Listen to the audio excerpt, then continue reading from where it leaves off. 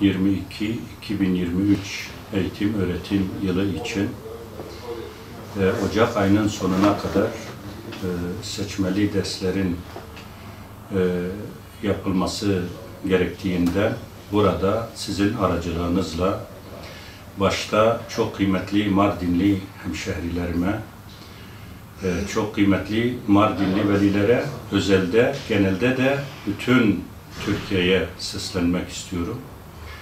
Çocuklarımızın manevi eğitimi için özellikle Peygamber Efendimiz sallallahu aleyhi ve sellemin hayatı, Kur'an-ı Kerim ve temel dini bilgilerin seçimini yapmalarını, üzerinde hassasiyetle durmalarını.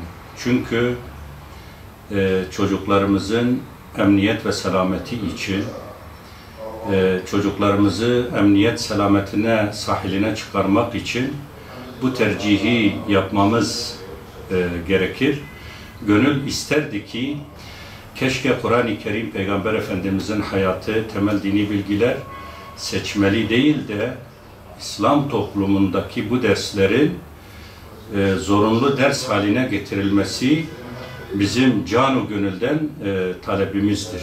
Çocuklarımız matematiği de öğrensinler, feni de öğrensinler, diğer tüm dersleri de, tarihi de, Türkçeyi de öğrensinler.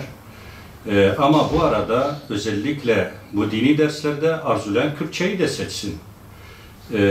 Bu konuda özellikle bizim velilere çağrımız, özellikle Kur'an-ı Kerim, Peygamber Efendimizin hayatı ve temel dini bilgileri seçmeleridir. Çünkü çağımızdaki sürekli şikayet ettiğimiz manevi hastalık, ahlaki bozukluğun çaresi bu temel dersleri almaktan geçiyor. Eğer bu dersleri alırlarsa inşallah bir nebzecik bu açıklar kapanmış olur. Kısmen okullarımızda, kısmen camilerimizde, kısmen özel gayret ve çabayla çocuklarımıza vereceğimiz eğitimle toplumumuza inşallah hayırlı evlat yetiştirme yarışına girmiş olacağız.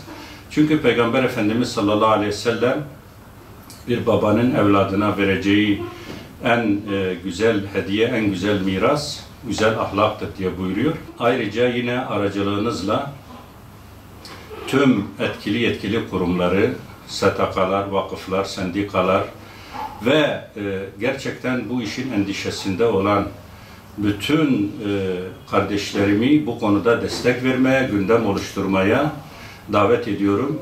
Tüm basınımızı da ayrıyeten başta sizin şahsınızda bütün basın kuruluşlarımıza teşekkür ederek bu konudaki hassasiyeti dile getireceğiniz için şimdiden sizlere de müteşekkirim, teşekkür ediyorum.